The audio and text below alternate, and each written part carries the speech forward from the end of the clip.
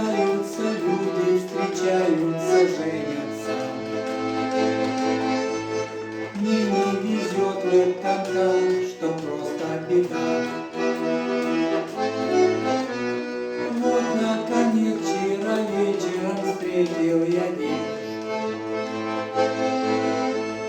Там, где тревожно гудят, стучат поезда. Свой вагон вошла она, улыбнулась из окна.